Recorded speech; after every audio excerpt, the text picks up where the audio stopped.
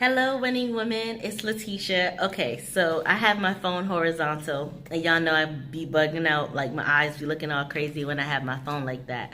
But I just wanted to stop in and say to you guys that having self control and having patience is one of the hardest things to do.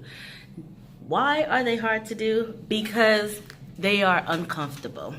They put you in a place where you don't naturally want to be. You don't naturally want to walk away from someone who has just cut you up with their words. You want to cut them back up with your words. And you want to show them how it's really done. You don't want to sit at that red light because you had the green light and you had the right of way, but a pedestrian walked out in front of you, so you had to stop. And now they took their time moseying across the street, and now you have to sit there at another red light. You don't want to be patient. You feel like, why should I have to wait? Why didn't they just let me go when I was supposed to go? And sometimes we definitely are right to feel this way, but our actions are ugly. Our actions are ugly, and they do not display someone that is winning. They do not display God's winning woman, because God would want us to be patient, and he would want us to be kind, and he would want us to be good and loving and peaceful, and he would want us to use our self-control. These are all fruits of the Spirit. And one of the big fruits of the Spirit that I didn't list was joy. Have you ever been in a situation where all hell is breaking loose and you feel like, if all hell is already breaking loose, then me cussing out so-and-so shouldn't really matter. They deserve it. I have the right to cuss them out. And then you're just like, this is not right. Let me go pray because I know I'm not right. And in those times, having joy is really helpful. It says, rejoice in the Lord always. And again, I say rejoice. So it didn't say rejoice in the Lord when things are going right. It didn't say rejoice in the Lord when things are honky-dory, when you and your best friend are having the best life. It didn't say rejoice in the Lord always when... It didn't say rejoice in the Lord when your children are doing what they're supposed to do, when your husband has brought you to some extraordinary restaurant, when your mom is, doing wonderful. It says rejoice in the Lord always when your mom calls you from the hospital and says, I need you to come down here. Or when the doctors call you from the hospital and says, your daughter just got hit by a truck, and does she have any life insurance because she may not make it? Or when you find out that the love of your life has cheated on you and has a baby on the way with another woman. Woo! Rejoice in the Lord always. Always. And it's hard to do. It really is. It's so hard to do. You have to be patient, number one, because you're waiting on God in all the things of your life. You're waiting on him to make those big, heavy decisions. You're going to him in prayer, acknowledging him in everything that you do. And then you get slapped with something that's just like, what? Lord, I'm being patient. I'm standing fast on your word. What is going on? Why is this happening to me? And you don't know why. You're like Job. You don't know why, but you're holding out for God. You're not going to curse him. You're not going to just curse those around you. You are holding out for God. And no matter what, you know that he has something planned for you. So if you are going through, not even if you're going through, because it says the righteous are beaten with many stripes. So yeah, we're gonna go through. Ain't no ifs about it. Ain't no maybes about it. We're gonna go through. And when we do, we need to be equipped with these fruits of the Spirit.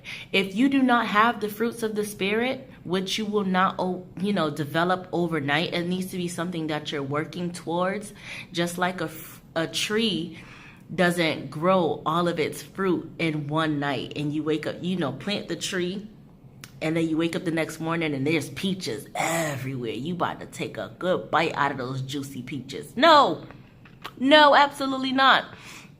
It takes time for those fruits to develop and mature and ripen. So if you're not working toward having these fruits of the Spirit, then you need to be.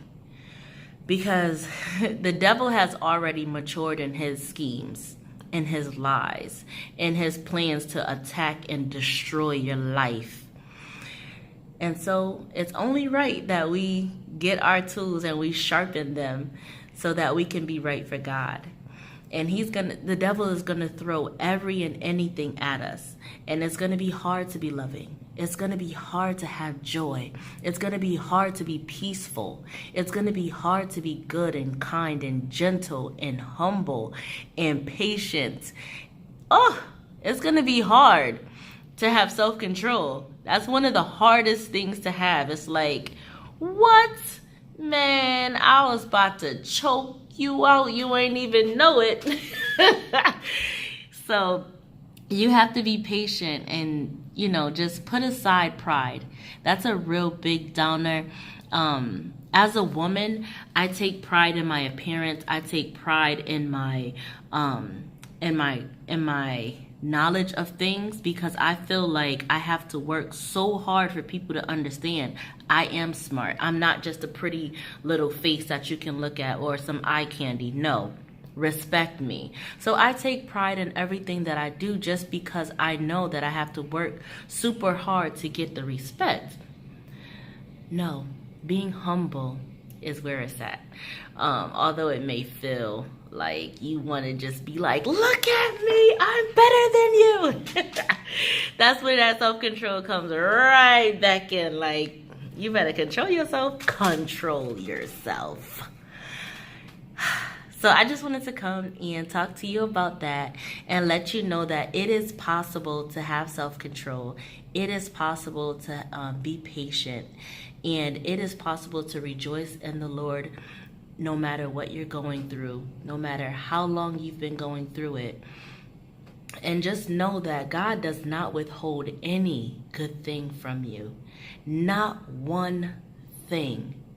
If you see your brother or sister in Christ getting new houses, new cars, new jobs, having babies, getting married, don't be like, God, I've been waiting for this husband.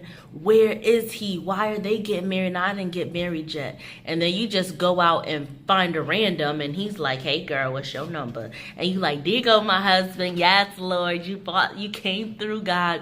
And God is like, I didn't give you that, man. That's not who I want for you. He will withhold no good thing from you. So take your time and be patient. And while you are being patient, prepare. Be prepared, like Scar said in that in The Lion King. Be prepared. Scar was been trying to take over to be king from when Mufasa and him were probably younger. He was probably trying to kill Mufasa all the time. But at the end of the day, he had a plan and it works for him. But you need to be prepared in God's plan. So if God is preparing, or if God is, building your mate for you, that's what you've been praying for, have faith that you're going to get it. And if you have faith that you're going to get that mate that you're looking for, or that you've been desiring all your life, or desiring for however long you've been desiring it for, then you need to get prepared. Are you wife material yet? If you've been asking God, Lord, please, please, please, bless me with a house, help me get my credit right so I can get this house. Okay, are you prepared? If I walk into your apartment, is it filthy? Are your bills paid? Is your furniture intact? Like, you need to be prepared. God is not going to bless you with something he knows you cannot handle. Although it may be a blessing to someone else, it could actually be a curse to you. And you're just walking out thinking, God is not blessing me. God is trying to bless you, but you got to make sure that you're ready for it. If you're not ready for something, if you get it, it could be detrimental to you. You can want a car and then you don't pray about it and you get that car And guess what happens? You get into an accident. Or better yet, you don't get into an accident, but you don't get gap insurance. Someone breaks into your car because you live in a bad area. You still got that car that you have to pay for. And when they find it, it's gutted. They gut the car out. Take everything. Leave the shell behind. And you still have to pay for that. It's on your credit now.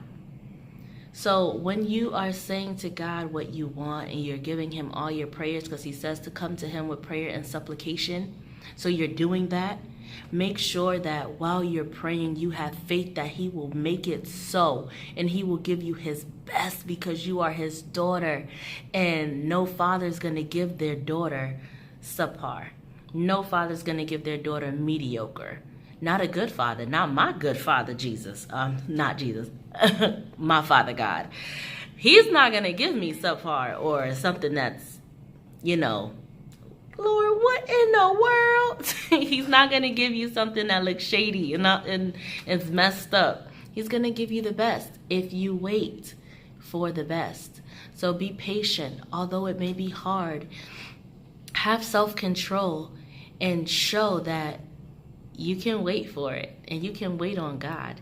And when you get that thing, it's going to feel like, yes!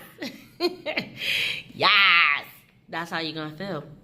Have a great day, you guys. And remember that we are winning women, so we must behave as winning women. Not only are we winning women, because there's so many women that are winning, but we are God's winning women. And when you are the daughter of the highest king that has ever been, the King of Kings, the Lord of Lords, the Alpha and Omega, the ending, the beginning and the end, the first and the last, when you are his daughter, you're definitely winning. You guys have a lovely day. Peace to the eye.